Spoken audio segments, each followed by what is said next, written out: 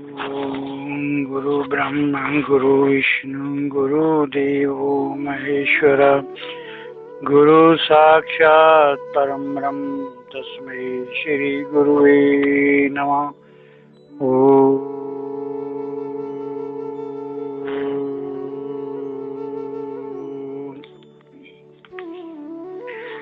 मैं अपने सतगुरु भगवान महाराज त्यागपुरी जी के चरणों में नमन करता हूँ। मैं अपने सतगुरु भगवान का आवाहन करता हूँ कि वो अपने ज्ञान व ऊर्जा को मेरी बुद्धि में स्थापित करें, ताकि मैं उनके ज्ञान के द्वारा आप सबका अज्ञान मिटाकर, आप सब प्रकार की भ्रांतियों को मिटाकर, आपकी सब प्रकार की आकांक्षाओं, वासनाओं, उपेक्षाओं को मिटाकर आपके अंदर एक ऐसे ज्ञान की ज्योत जगा सकूं कि आपके जीवन से पूरी तरह भ्रांतियां मिट सकें, सब प्रकार के बंधन मिट सकें और प्रभु से एक होने का मार्ग आपका साफ हो सके। अब तक अपने अज्ञान के कारण ही जीव को आत्मा से भिन्न समझ रहे हैं। प्रभु कृपा से आपका अज्ञान मिटाने में सतगुरु भगवान की कृपा से मैं सफल हो जाऊंगा। आपको आत्मा का अनुभव करने के लिए मार्ग दिखा सकूंगा। आपका अज्ञान है क्या?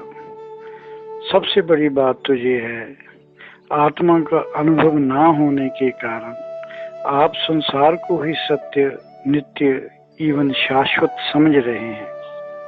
विषय भोगों में ही परम सुख समझ रहे हैं। आत्मा, परमात्मा, ब्रह्म, ईश्वर, अल्लाह, गॉड, वाहिगुरु को अलग अलग समझ रहे हैं। आप सुख व आनंद पांडे, पुजारियों, मौलवियों, धर्म गुरुओं से खरीदना चाहते हैं, मगर शाश्वत आनंद दुकानों से नहीं मिलता। आप गलत जगह ढूंढ रहे हैं। शाश्वत आनंद का खजाना आपके भीतर है। उसे बिना धन खर्च किए हुए पाया जा सकता है। अपने भीतर उसे खोजो। जब भीतर से मिल जाएगा तो फिर सब जगह मिलेगा। और भीतर से मिला आनंद ही आपको पूर्ण संतोष, पूर्ण आनंद, परमानेंट शांति की ओर ले जाएगा। और कोई रास्ता है नहीं। आप अपनी भावना के अनुसार संसार को देखते हैं। मनुष्य को संसार वैसे ही दिखाई देता है जैसा वह देखना चाहता है। आप वासना, कामना, मोह, भय, राग, द्वेष से भरे होने के कारण संसार में दुख महसूस कर रहे हैं। भगवान ने आपके लिए कोई चीज ऐसी नहीं बनाई जो आपको दुख दे सके। आप केवल अपनी दृष्टि सकारात्मक बनाओ। प्रभु प्राप्ति में जो बाधाएं हैं उन्हें हटाओ। हम आकृति में परमात्मा को महसूस करो। हर आकृति में परमात्मा को महसूस करो। ये संसार आपकी कल्पना से नहीं बदलेगा। आप इसे अपनी कल्पना अनुसार अच्छा या बुरा, सत्य असत्य महसूस कर सकते हैं। इसमें सुख व दुख अनुभव महसूस कर सकते हैं। अगर संसार का वास्तविक रूप देखना चाहते हो तो अपने से सब परंपराओं, अपने को सब प्रकार की परंपराओं, सब प्रकार के धर्मों, वर्णों का पर्दा हटाकर केवल प्रभु को सब में महसूस करना शुरू करो। जब तक संसार में भिन्नता महसूस करते रहोगे तब तक सत्य को उपलब्ध नहीं होगे। मेरा यही प्रयास रहेगा कि आप सबको सत्य उपलब्ध हो। सत्य को उपलब्ध कैसे होना है उसके बारे में हम इस सभा में विचार करेंगे। और कुछ बातें मैं बार बार रिपीट करूंगा क्योंकि सत्य तो एक ही है। उसको बोलने के तरीके अलग अलग हो सकते हैं, और सबसे जो बात मेरी समझ में नहीं आती कि सत्य एक होते हुए भी आपकी समझ में अब तक क्यों नहीं आया। आप अकेले ही नहीं, मेजॉरिटी जो हमारे मानवता की मेजॉरिटी है उसकी समझ में क्यों नहीं आया। उसके कारणों को हम एक एक करके उन कारणों को ढूंढेंगे और सत्य हमारे रोम रोम में बस जाए, फिर असत्य हमारे नजदीक ही ना फटे, ऐसा हम प्रयास करेंगे। सबसे पहली बात तो ये है कि विकारों से भरा हुआ मन कभी भी सत्य को नहीं जान सकता। मोह, लोभ, अहंकार, ईर्ष्या, द्वेष, घृणा से भरा मन, कहने का भाव सब प्रकार के विकारों से भरे मन को निर्मल करने के लिए अनेक जन्म लग जाते हैं। जिस मानव का मन विकारों से भरा है वह जितना चाहे धार्मिक प्रवचन सुन ले, धार्मिक शास्त्रों का अध्ययन कर ले या धार्मिक अनुष्ठान कर ले या करवा ले या उच्च कोटि के विद्वान ही क्यों ना बन जाए, शास्त्र पढ़ पढ़कर उच्च कोटि का विद्वान ही क्यों ना बन जाए, ऐसा बनने के बाद भी ऐसे व्यक्ति जीवन भर जिज्ञासा करके भी आत्मज्ञान या आत्म साक्षात्कार नहीं कर सकते, क्योंकि जब तक मन से सब प्रकार के विकार दूर नहीं होंगे, जब तक मन में विकार खत्म नहीं होंगे, तब तक आपकी जिज्ञासा केवल बौद्धिक ही रहेगी। वह धर्म व अध्यात्म को बुद्धि के तल पर ही समझने के कारण तर्क वितर्क में ही फंसे रहोगे। धर्म की प्रशंसा, एक धर्म की प्रशंसा, दूसरे धर्म का विरोध या अपनी संगत बढ़ाने या अपने धर्म या अपने साथ लोगों को जोड़ने का यत्न करते रहोगे। शास्त्रों के उच्च कोटि के विद्वान बनकर भी पंडित तो बन सकते हैं, किंतु आप ध्यानी, ज्ञानी या आत्मज्ञानी नहीं बन सकते। ज्ञान तो केवल एक है, वह है सब गोविंद है, सब गोविंद है। भगवान के सिवाय इस संसार में कुछ है ही नहीं। जो संत कहते हैं सब गोविंद है, सब गोविंद है, ऐसी मानसिक स्थिति पर पहुंचना बुद्धि से परे की बात है। चेतना के अनुभव से ही ऐसा हो सकता है, जिसके लिए ब्रह्म ज्ञानी संत की शरण में रहकर ध्यान अथवा समाधि में जाना जरूरी है। परंतु ये तभी संभव होगा जब आपकी बुद्धि सत्य होगी, मन विकारों से रहित होगा। अगर मन में विकारों को दूर करने में असमर्थ रहे, अगर आप मन को विकारों से रहित करने में असमर्थ रहे, तो ब्रह्म ज्ञानी संत के संग रहकर भी आजीवन जिज्ञासु ही रहेंगे, प्राप्त कुछ नहीं कर सकोगे। ये ही सच्चाई है। अपने स्वरूप में स्थित होने के लिए जहाँ ब्रह्म ज्ञानी संत का संग व आशीर्वाद जरूरी, वहाँ सबसे पहले अंतःकरण का विकारों रहित होना पहली शर्त है। क्योंकि सत्य बुद्धि वाला पुरुष, मतलब मन के विकारों रहित वाला पुरुष, थोड़े से उपदेश से ही आत्म साक्षात का अधिकारी हो जाता है।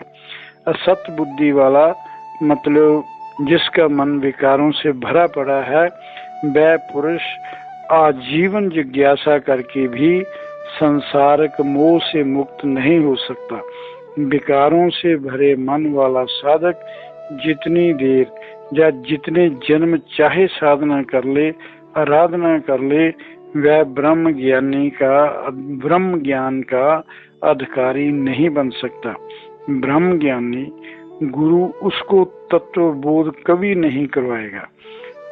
ब्रह्म ज्ञानी गुरु उसको तत्वबोध कभी नहीं करवाएगा, चाहे वह जितनी मर्जी सेवा कर ले, जितना चाहे धन के रूप में चढ़ावा दे दे।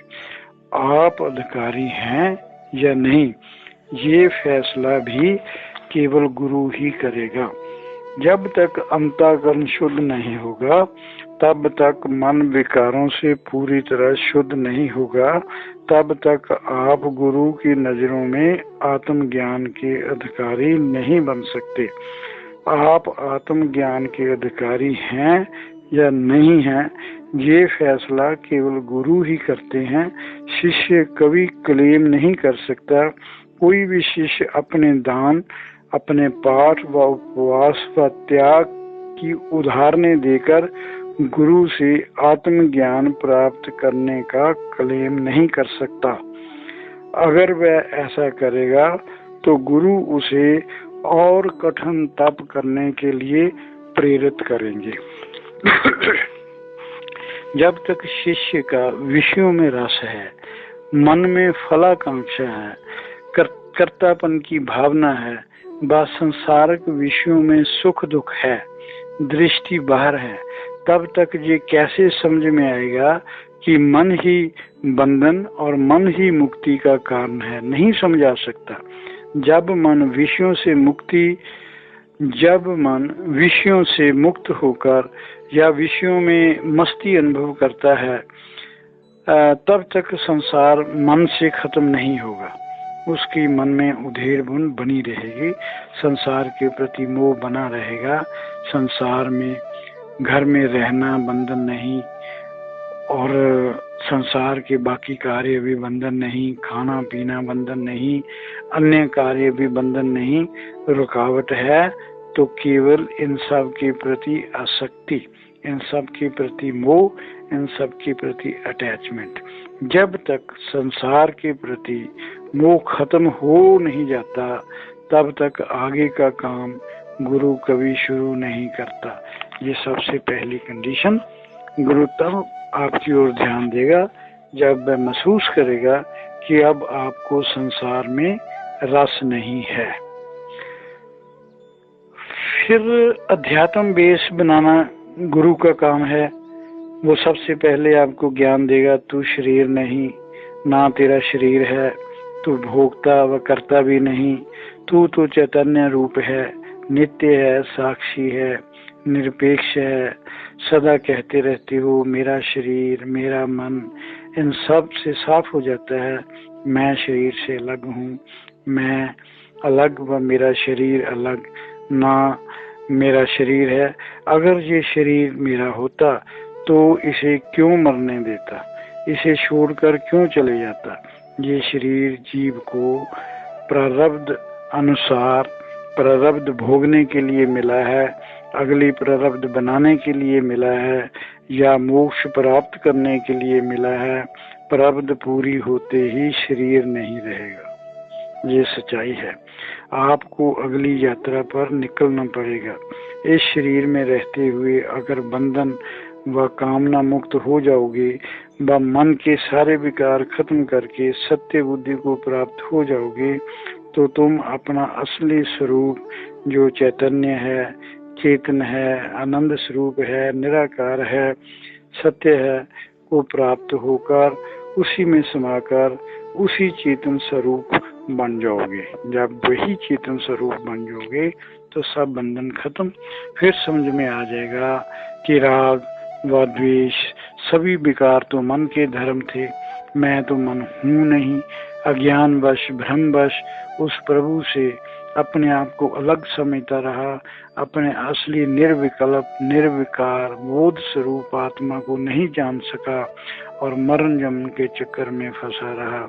फिर कह उठोगे, फिर ये कह उठोगे, जन्म मरण मेरा धर्म नहीं है, पाप पुण्य कोई कर्म नहीं है। सतगुरु भगवान त्यागपुरी जी महाराज अक्सर ये शब्द गुनगुनाते हैं, और जितना को मेरे को याद है मैं वो गुनगुनाना चाहूंगा। मेरा सत्य चित आनंद रूप कोई कोई जाने रे, मेरा सत्य चित आनंद रूप कोई कोई जाने रे।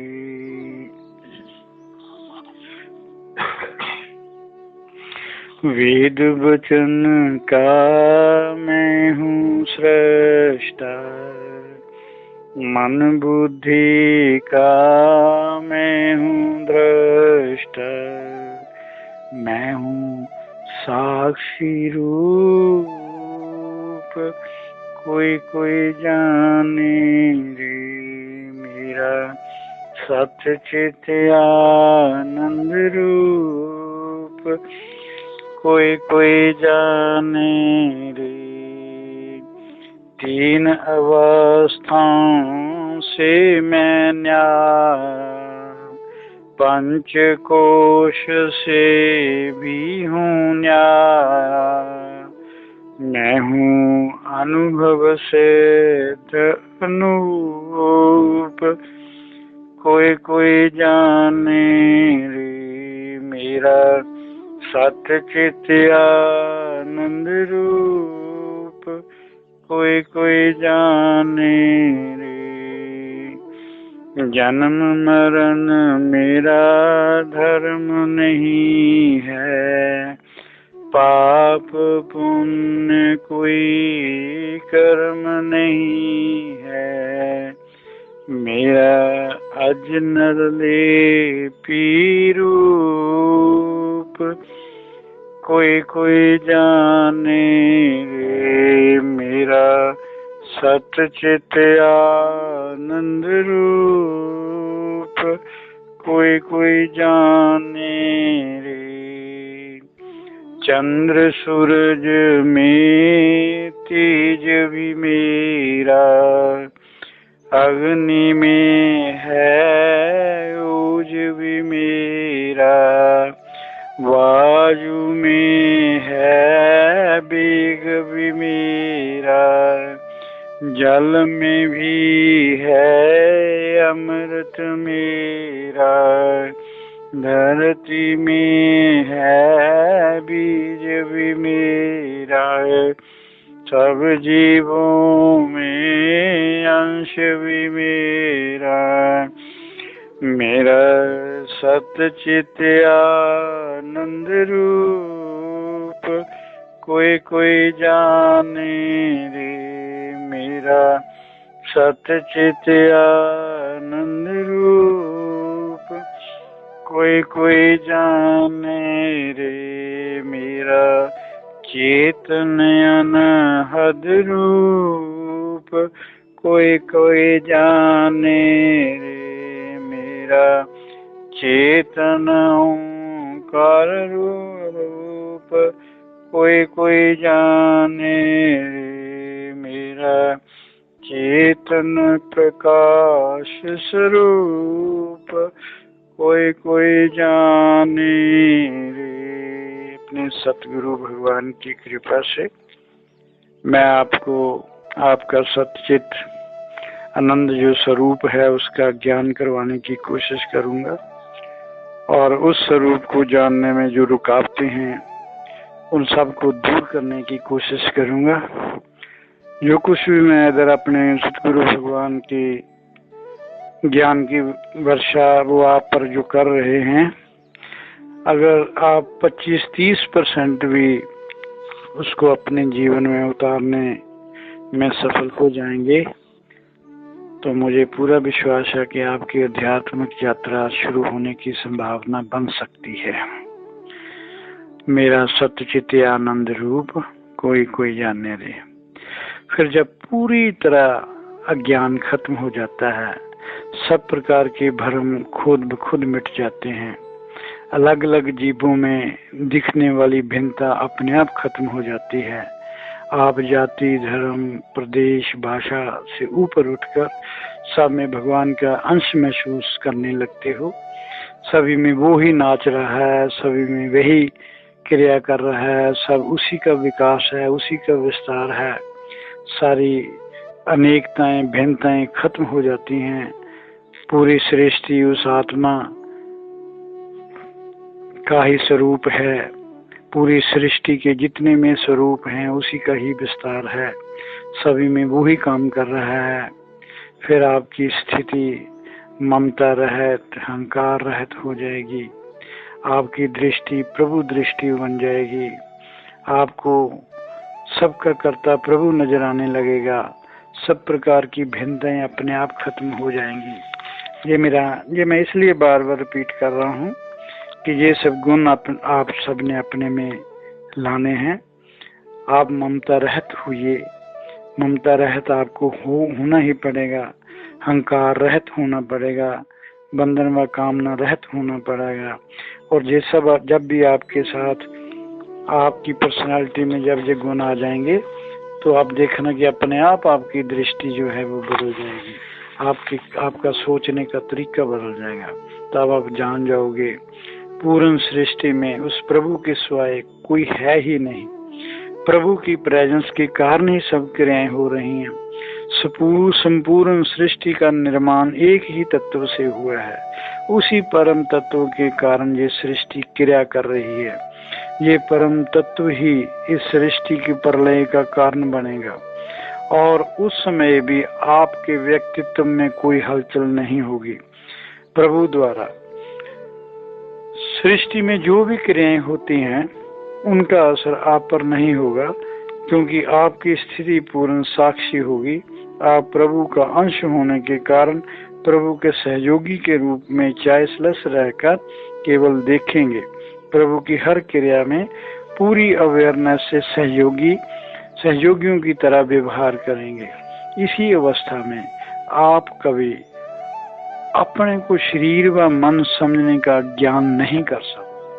जब आपकी ऐसी अवस्था हो जाएगी तो फिर ये शरीर आपको शरीर नहीं लगेगा।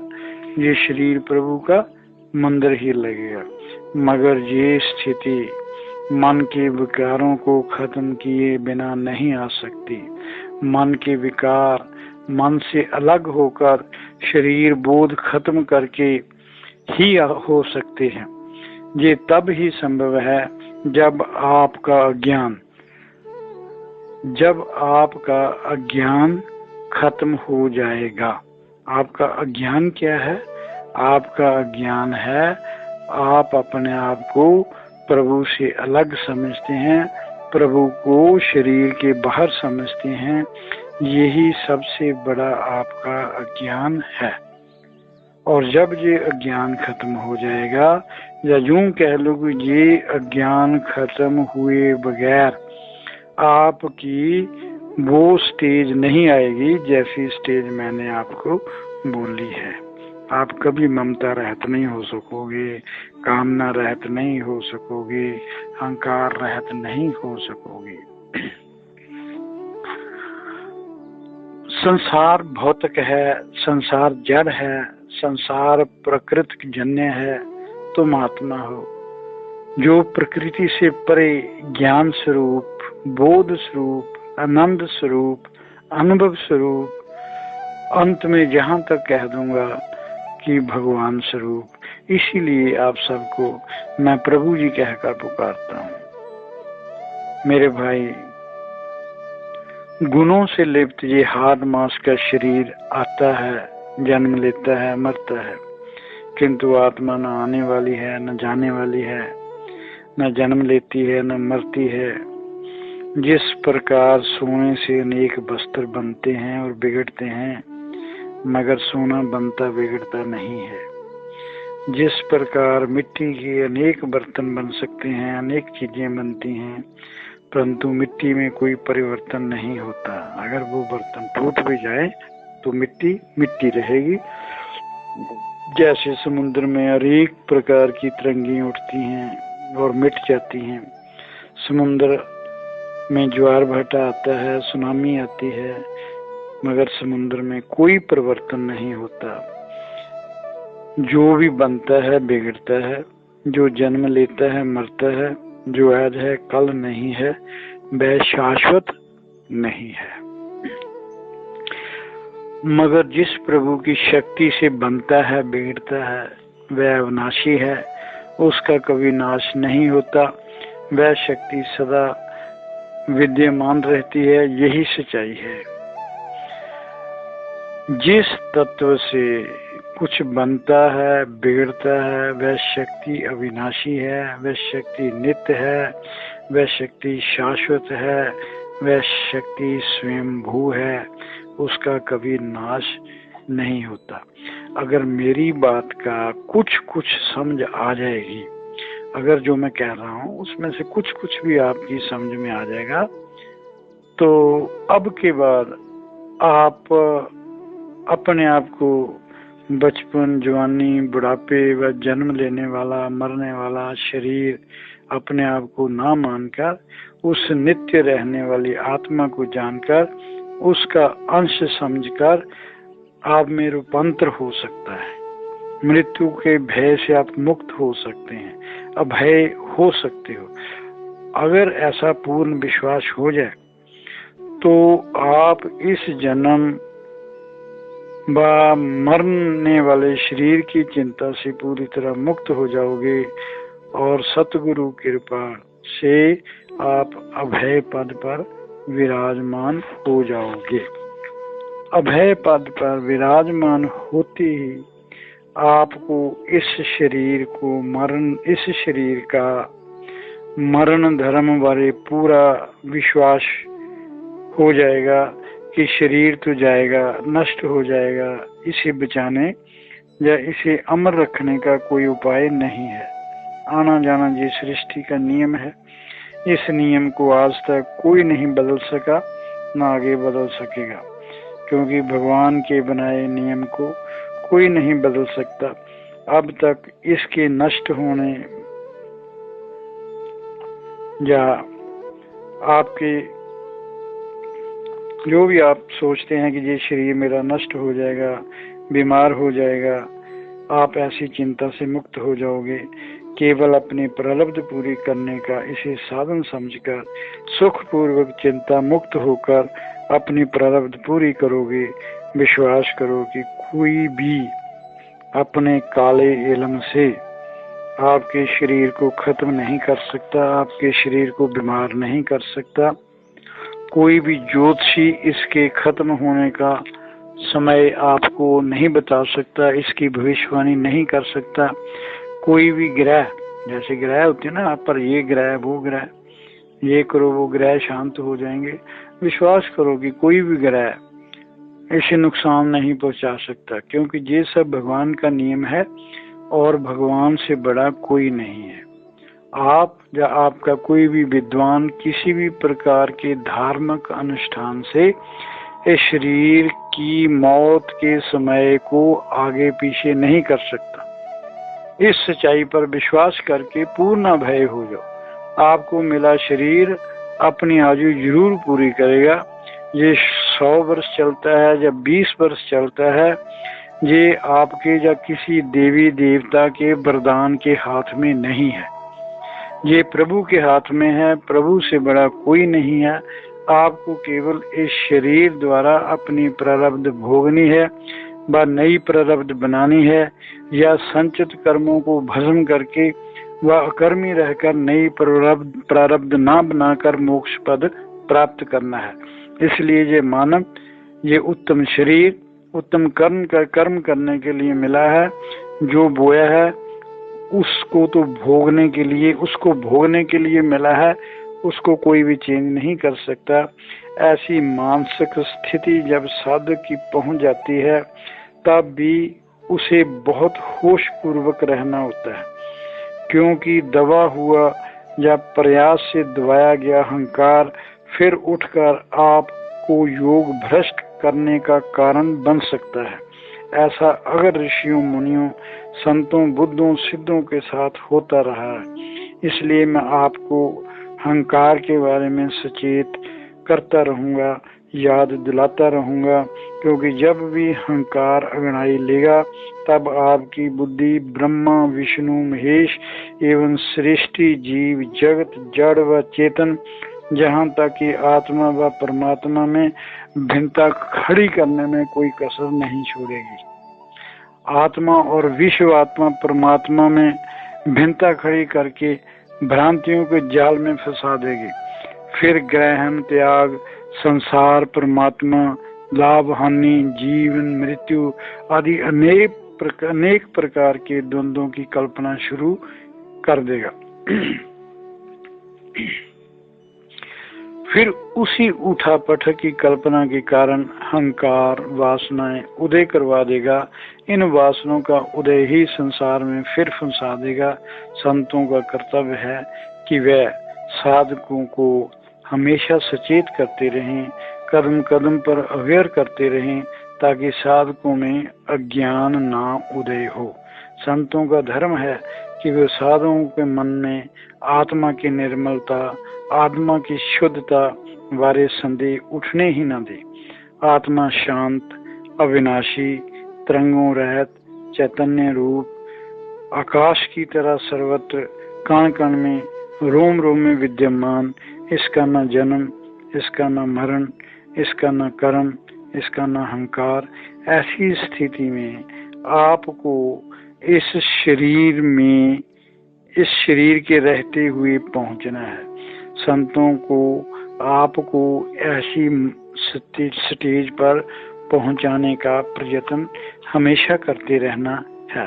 संतों को अपने संत धर्म का निर्वाह करते हुए समाज को हिंदू, मुस्लिम, सिख, ईसाई, बौद्ध, जैन की भावनाओं से ऊपर उठाकर ये ज्ञान देना है।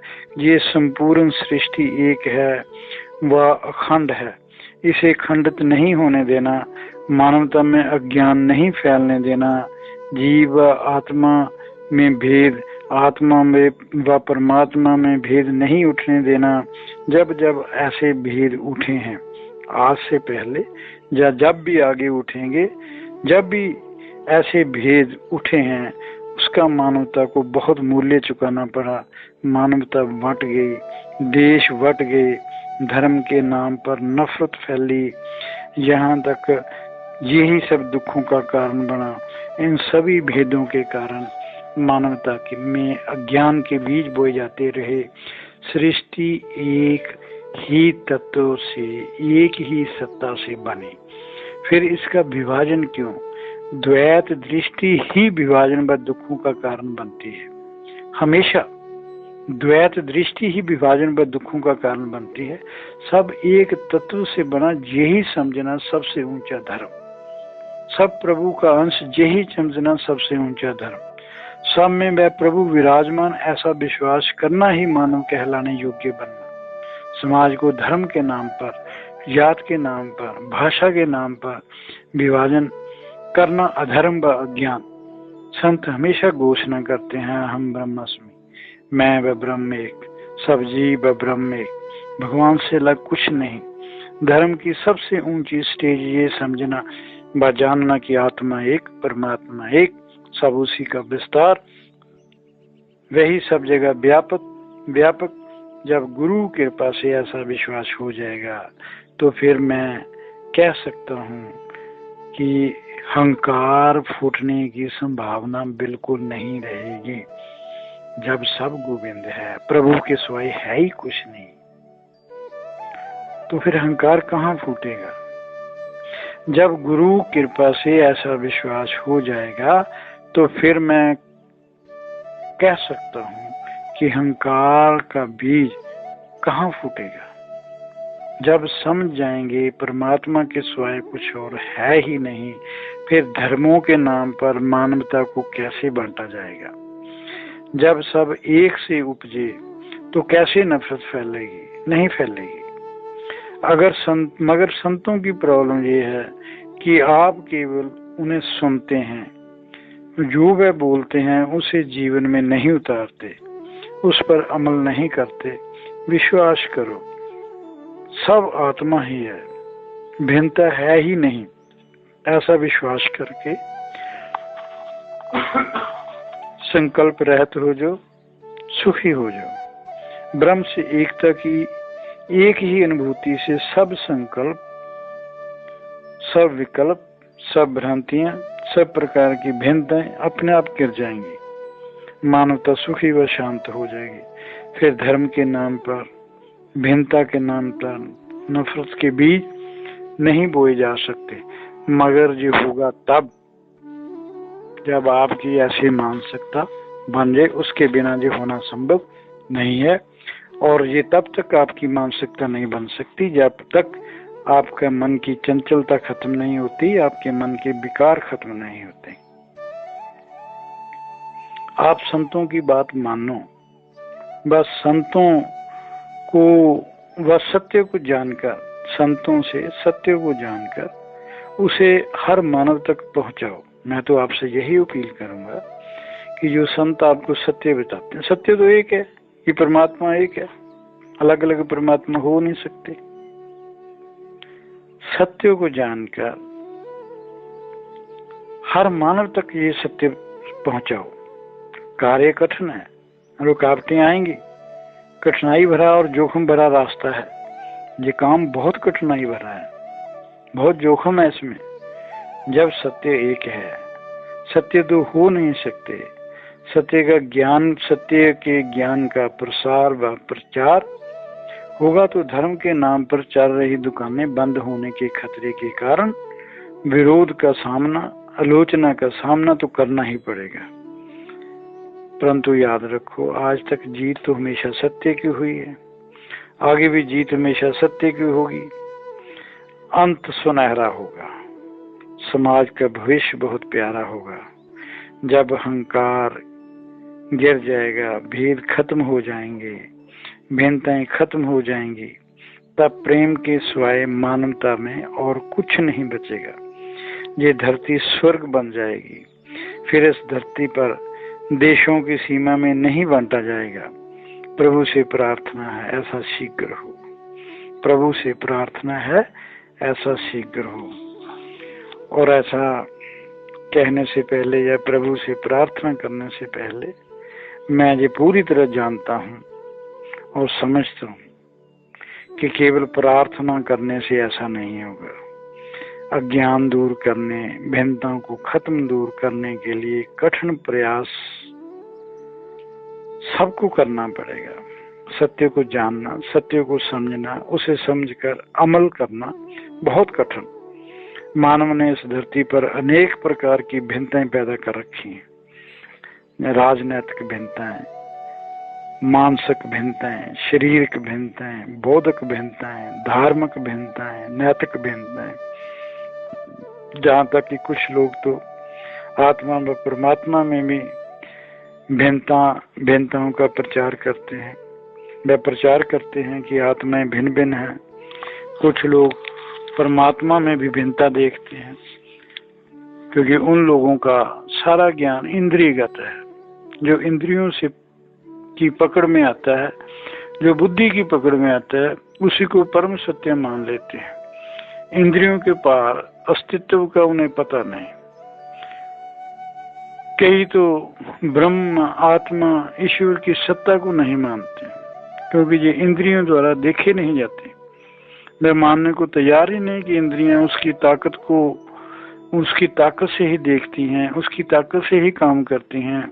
अगर परमात्मा अपनी ताकत खींच ले तो इंद्रियां कैसे काम करेंगी? हमें किसी का विरोध नहीं करना, हमें केवल ज्ञान, केवल परम सत्य, परम आनंद, परम बोध की बात करते हुए आत्मा की परिभाषा लोगों तक पहुंचाते हुए संसार में ज्ञान की ज्योत से जगानी है। एक दूसरे से ये ज्योत जगती रहनी चाहिए। बस जो भी हमारे संपर्क में आए उसे बंधन मुक्त, कामना मुक्त करके मोक्ष का रास्ता दिखाने का प्रयत्न करना है। उसे समझाना है कि इन बंधनों के कारण ही उसका अज्ञान। बंधनों के 3 कारण होते हैं। एक जो बांधता है, कौन बांधता है? दूसरा जो बंधता है। तीसरा जिससे बंधता है, जिससे बंधता है। संसार के प्रति अज्ञानी जीव की आसक्ति, उसके मोह, उसकी वासना ही उसका बंधन का कारण। जिस मानव अज्ञानवश स्वयं ही बंध जाता है, कोई दूसरा उसे बांधने वाला नहीं। संसार किसी को नहीं बांधता। अज्ञान से बंधन महसूस होता है, अज्ञान से बंधन महसूस होता है। ये बंधन परमात्मा भी तोड़ सकता है, फिर तो आप कुछ कर नहीं सकते। ज्ञान प्राप्ति के बाद ज्ञानी की दृष्टि बदल जाती है। वह अपने को शरीर मन अहंकार से परे शुद्ध चैतन्य आत्मा जान लेता है, जिससे सृष्टि व आत्मा का भेद खत्म हो जाता है, अज्ञान का पर्दा हट जाता है, फिर वही एक चैतन्य मात्र रह जाता है। जब प्रभु एक ही है, प्रभु के सिवाय कुछ है ही नहीं, तो फिर समझ में आ जाता है बंधन कैसा, मोक्ष कैसा। बंधने के लिए दूसरा चाहिए था, वह खत्म। बंधन तो अपने आप खत्म। सो पहले था बांधता कौन है, विकार ही बांधते हैं संसार से। बंधते किससे हैं, हम संसार की चीजों से बनते हैं। और बंधता कौन है, जीव बनता है। हमारे अंदर जो जीव है वो इस मोह के कारण इस संसार से बंध जाता है और दुखी होने का कारण वो पैदा कर लेता है। बंधने के लिए दूसरा तो चाहिए ना, संसार तो चाहिए ना बंधने के लिए। वह खत्म तो बंधन अपने आप खत्म। फिर कौन बांधेगा, किसको बांधेगा, दूसरा तो है ही नहीं। अपने आप को चैतन्य आत्मा से भिन्न समझना ही बंधन का कारण। अब ज्ञान की ज्योत जगने से न बंधन न मोक्ष, दूसरा है ही नहीं। आत्मा का स्वभाव ही मुक्त। द्वैत की भ्रांति मिट गई, बंधन व मोक्ष खत्म। मैं तो कभी बंधा ही नहीं, मैं तो हमेशा मुक्त। बंधन की भ्रांति खत्म, मैं मुक्त। अब तुम्हें कोई बंधन नहीं, तुम मुक्त होने की जरूरत नहीं। तुम तो सदा ही मुक्त थे। जब तुम अपने आप को आत्म स्वरूप को उपलब्ध हो जाओगे तो फिर कभी कर्म जाल में नहीं फंसना। हमेशा अपने शांत व आनंद स्वरूप में स्थित रहने की तब भी जरूरत रहती है। ये रास्ता इतना आसान तो है नहीं। जैसे मैंने बताया, अगर आप इस स्टेज में पहुंच भी जाओ, प्रयास करके पहुंच सकते हो, क्यों नहीं पहुंच सकते। जब इतने बड़े सतगुरु भगवान का आशीर्वाद आप पर है, सतगुरु भगवान त्यागपुरी जी महाराज की कृपा आप पर है, तो आप इस स्टेज पर क्यों नहीं पहुंचेंगे, जरूर पहुंचेंगे। पर सचेत करना तो मेरा फर्ज है। अगर भगवान कृपा से आप इस स्टेज पर पहुंच जाएं तो भी बहुत होश पूर्वक रहने की जरूरत है। कभी कभी पूर्ण संत फिसल कर फिर कर्म जाल में फंस जाते हैं। जिन साधनों द्वारा आत्म स्वरूप को उपलब्ध हुआ, फिर उसमें फंस जाते हैं। आत्म स्वरूप तक पहुंचने के लिए ध्यान, धारणा, समाधि, पूजा पाठ, मंत्र, साधना के जो साधन हैं, उपलब्धि होने के बाद इन साधनों को छोड़ना जरूरी हो जाता है। नहीं तो ये भी फिर से बंधन का कारण बन सकते हैं। हमेशा अपने चित्त की शून्य अवस्था, निर्विकल्प अवस्था रखनी जरूरी। इसी अवस्था में आत्मा और परमात्मा की अनुभूति होती है। देखो एक बार फिर, चित्त की शून्य अवस्था, निर्विकल्प अवस्था में ही आत्मा व परमात्मा की अनुभूति होती है। इसी अवस्था में साधक आत्म स्वरूप को उपलब्ध होते हैं। इस अवस्था के बाद अगर चिंतन शुरू हुआ या मन में विचार उठेंगे तो बैक गियर लगना निश्चित। पूर्ण सचेत रहने की बहुत जरूरत है। अगर सचेत रहोगे ना तो फिर नहीं, मन चंचलता नहीं रहेगी मन में, क्योंकि जब आप शाश्वत को पालोगे तब क्षण भंगुर को पाने की जरूरत नहीं उठेगी, जरूरत महसूस ही नहीं करोगे। जब परमानंद को पालोगे तब द्वैत के अशांत, दुखमय व क्लेश युक्त घेरे में कभी नहीं फंस सकते आप। फिर क्षण नाशवान वासना, आसक्ति का विचार भी मन में नहीं आने देना। आपको ये सब संसार में रहकर करना है, संसार से भागकर नहीं करना, संसार को त्याग कर नहीं करना, त्याग की वृत्ति से भोग कर करना है। अज्ञान को ज्ञान के दीपक से जे अज्ञान को ज्ञान के दीपक से खत्म करना है, पूर्ण संत की शरण में रहकर, क्योंकि संत की शरण तो बहुत जरूरी है। पूर्ण संतों की वाइब्रेशन जो है बहुत जरूरी है। पूर्ण संत की शरण में रहकर ही करना पड़ेगा, क्योंकि ये पढ़ने व सुनने से समझ में आने वाली बात नहीं है। जैसा मैंने अभी बोला, ऐसा तो बहुत बार आपने सुना होगा, बहुत बार पढ़ा भी होगा। पढ़ने और सुनने से ऐसी बात या ऐसी आपकी स्टेज आ जाए तो खुशी की बात है, पर मेरे हिसाब से संतों की वाइब्रेशन, संतों का आशीर्वाद, संतों की गाइडेंस के बिना ये संभव होना तो बहुत मुश्किल है। सतगुरु भगवान की कृपा से ज्ञान की अंतम अनुभूति व ज्ञान की परम स्थिति के बारे में एक बार फिर दोहराता हूँ। इसे बार बार दोहरा रहा हूँ, आगे भी दोहराता रहूंगा।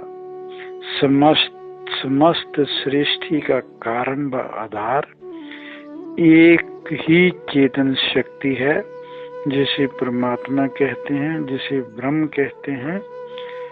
वह ब्रह्म ही सत्य है, शाश्वत है, ज्ञान स्वरूप है, बोध स्वरूप है, आनंद स्वरूप है।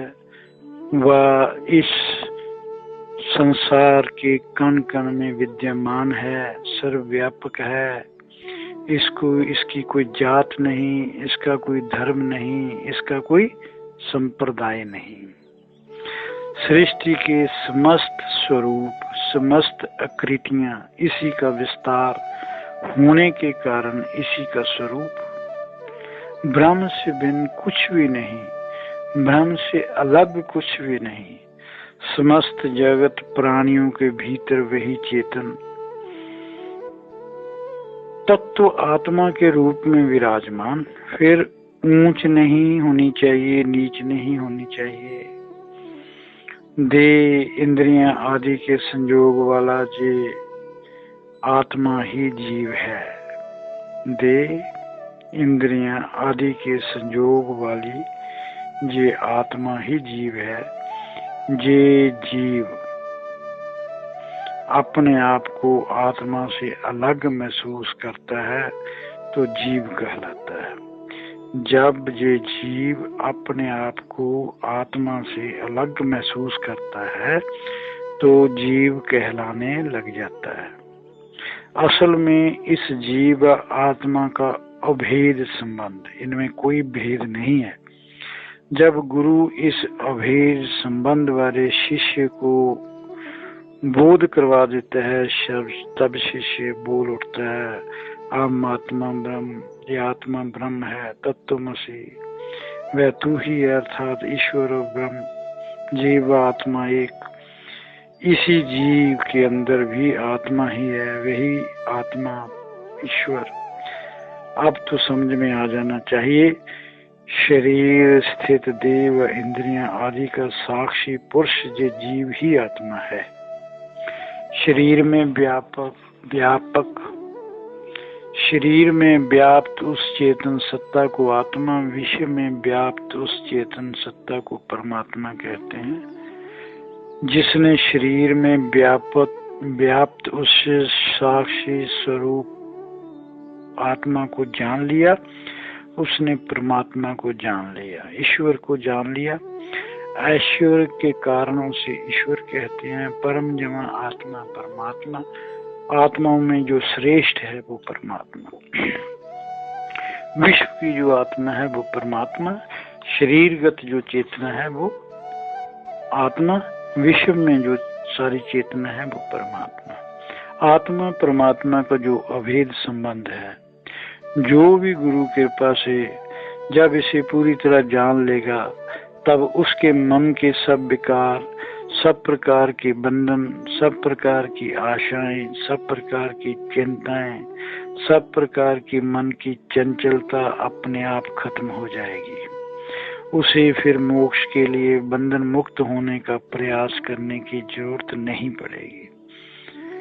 जरूरत होगी केवल होश पूर्वक अपने स्वरूप में स्थित रहने की, यही है परम ज्ञान, यही है बोध, यही है ज्ञान की अंतम अनुभूति। सतगुरु भगवान के चरणों में नमन करता हुआ मैं उनका धन्यवाद करता हूँ। उन्होंने अपने परम ज्ञान को मेरी बुद्धि द्वारा आप पर पहुँचाने की जो आप पर दयालुता की, कृपा की, मैं भी अपने सतगुरु भगवान को नमन करता हुआ उनका धन्यवाद करता हूँ। ओम गुरुवे नमः। ओम शांति शांति शांति। ओम।